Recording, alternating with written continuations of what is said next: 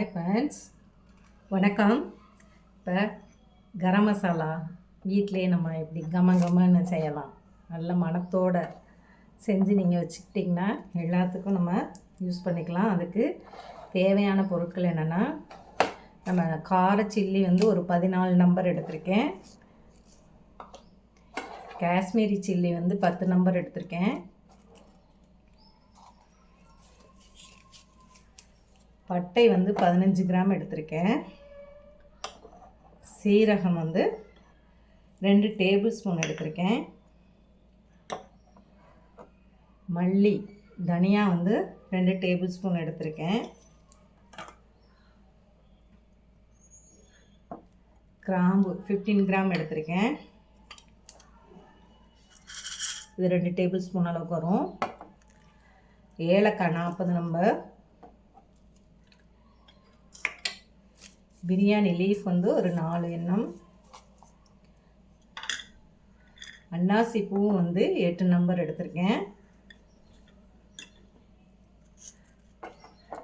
இதில் மிளகு 2 டேபிள் ஸ்பூனும், ஜாதி பூ ஜாதி பத்திரின்னு சொல்லுவோம் இல்லையா, அது ஒரு 4-5 ஸ்பூன் எடுத்திருக்கேன். பூவும் 4 பூ எடுத்திருக்கேன். வைங்களேன், ஒரு சின்னது கிடக்குது. அவ்வளோதாங்க இதுக்கு தேவையான பொருட்கள். இதை நம்ம பச்சையாகவும் அரைச்சிக்கலாம், நீங்கள் இல்லாட்டினா வறுத்தும் அரைச்சிக்கலாம், நம்ம இஷ்டம்தான். நல்லா கமன்னு வாடையாக இருக்கும். நீங்கள் அதை 1 மாதத்துக்கு வச்சு நம்ம யூஸ் பண்ணிக்கலாம். இது 100 கிராமுக்கு மேலேயே வரும் உங்களுக்கு. பார்க்கலாம், நம்ம அளந்து பார்க்கலாம். பொடி பண்ண பின்னாடி வறுத்துட்டு இப்போ நம்ம ஸ்டவ்வை ஆன் பண்ணிக்கலாம்.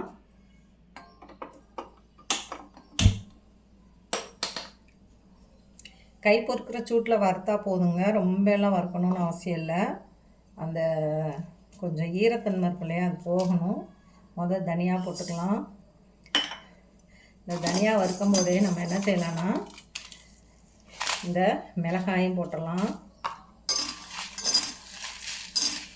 காம்பை கடைசி நீங்கள் கிள்ளி பிச்சு எடுத்துருங்க, காம்பு வேண்டாம். ஒரு சிலர் காம்போடு போடுவாங்க, நான் காம்பை பிச்சுட்டு தான் போடுவேன். உங்களுக்கு காம்பு வேணும்னா நீங்கள் சேர்த்து போடணும்னா போட்டுக்கோங்க காரத்துக்கு.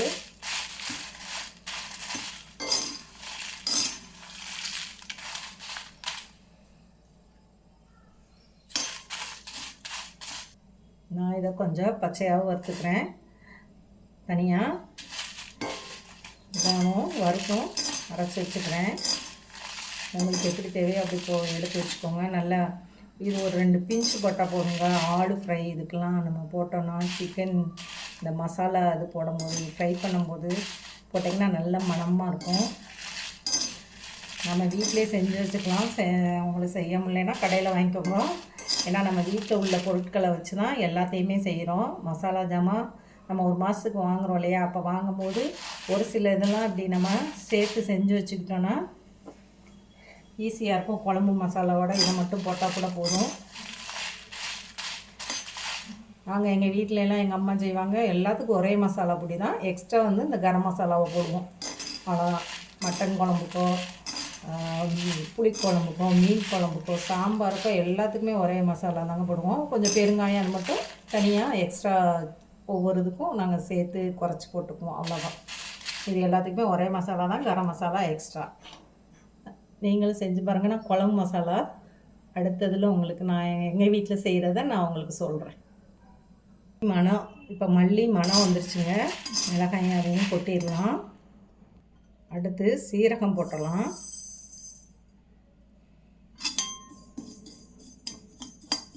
குறைச்சி தீயிலே வச்சு வருங்க. எந்த ஒரு மசாலா பொருட்களையும் நம்ம குறைந்த தீயில் வச்சு வறுக்கும்போது நல்ல மணம் கொடுக்கும் உங்களுக்கு. சீக்கிரமாக கெட்டும் போகாது உங்களுக்கு. ஈரப்பதார்த்தம் எல்லாம் அது அப்படியே மெல்லமாக உறிஞ்சி எடுத்துக்கும்.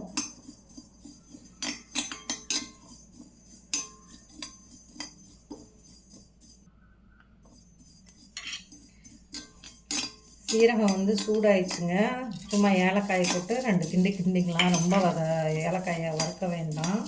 அந்த ஈரத்தன்மை போகிறதுக்காண்டி நம்ம வறுத்து எடுத்துக்கலாம். நம்ம எல்லாம் வறுத்து கொட்டும் போது அந்த ஹீட்லேயே எல்லாமே இதாகிக்கிறோம்.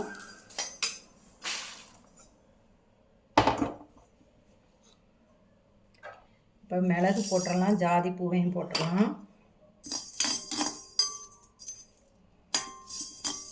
ஜாதி பூ லேசாக இதானோடனே ஹீட்டானோடனே அதை எடுத்துருங்க.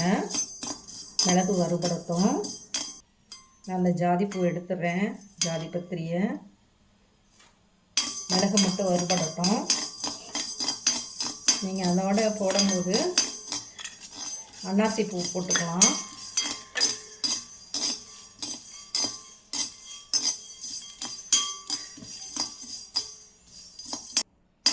இது சூடாகிட்டு இருக்கும்போதே இந்த இலையை லேசாக போட்டு சூடு பண்ணிக்கோங்க, கருகிராமல். பிச்சு கூட போட்டுக்கோங்க.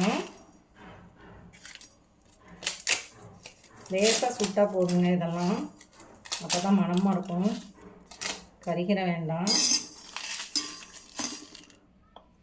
இப்போ அதெல்லாம் கொட்டியாச்சு. பட்டையை போட்டுக்கலாம். பட்டையை உடச்சி போட்டுக்கோங்க, கொஞ்சம் சீக்கிரம் இதாயிரும்.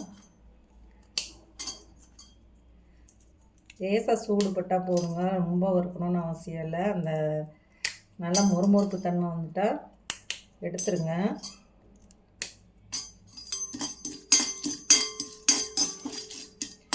பட்டை சூடானோடனே நம்ம இந்த கிராம்பு மிளகையும் போட்டுடலாம். எல்லாத்தையும் போட்டு நம்ம வறுத்தாச்சு. இந்த கிராம்பையும் போட்டுருவோம்.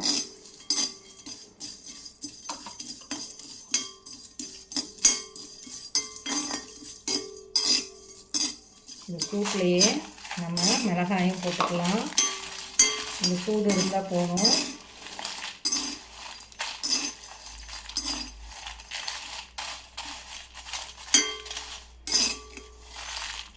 கறியிடக்கூடாது, மிளகாய் நிறத்தை மாற்றிடும். இப்போ ஸ்டவ்வை நம்ம ஆஃப் பண்ணிடலாம். இந்த சூட்லேயே வறுத்து எடுத்துக்கலாம்.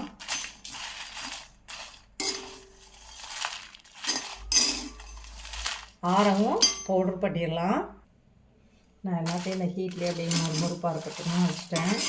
ஸ்டவ் அப்போவே ஆஃப் பண்ணியாச்சு. இந்த ஹீட்லேயே எல்லாமே நல்லா உங்களுக்கு பாருங்க, சத்தம் கேட்குதா? நல்லா மொறுமொறுன்னு ஆயிடுச்சாலும் பரவாயில்லை. நீங்கள் இல்லைன்னா நல்லா வெயிலில் காய வச்சுட்டு பச்சையாகவும் நீங்கள் அரைச்சி வச்சுக்கலாம்.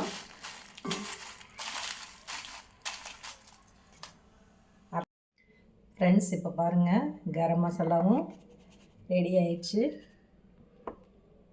கரம் மசாலா அரைச்சாச்சு.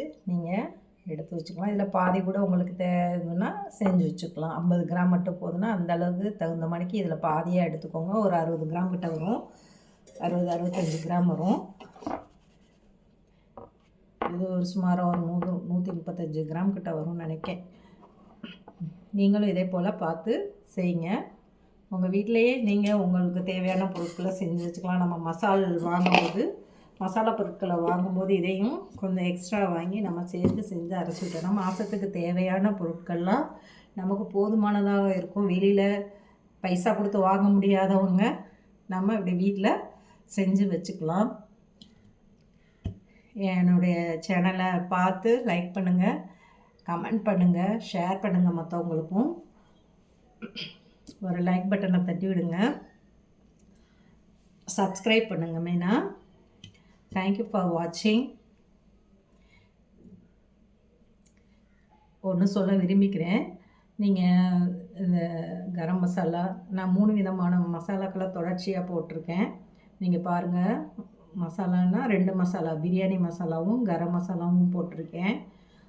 பாருங்கள், தொடர்ச்சியாக பருப்பு பொடி ஒன்றும் போட்டிருக்கேன், அதையும் பாருங்கள், போட்டிருப்பேன். பாருங்கள், கரம் மசாலாவும் பிரியாணி மசாலாவும் பாருங்கள். மெயினாக வந்து நீங்கள் பிரியாணி மசாலா போடும்போது ரைஸ் எடுத்துக்கோங்க. பாஸ்மதி ரைஸோ ஜீரக சம்பாவோ, அந்த பாஸ்மதி ரைஸில் கொஞ்சம் எண்ணெய் விட்டு இந்த பவுடரை போட்டு பெரட்டி வச்சுருங்க. பெரட்டி வச்சிட்டிங்கன்னா நீங்கள் டப்பாவில் ஸ்டோர் பண்ணி வச்சுட்டிங்கன்னா உங்கள் பிள்ளைங்க கூட இதை செஞ்சுக்குவாங்க. வெங்காயம், தக்காளி எப்பொழுது நார்மலாக போடுற மாதிரி போட்டு இந்த இதை போட்டு அப்படியே நம்ம செஞ்சால் கூட அது அவ்வளோ டேஸ்ட்டாக இருக்கும். நீங்களும் செஞ்சு பாருங்கள். இது கரம் மசாலா, மட்டன் குழம்பு, சிக்கனுக்கு, மற்ற எல்லாத்துக்குமே நம்ம இதை போட்டுக்கலாம். யூஸ்ஃபுல்லாக இருக்கும்.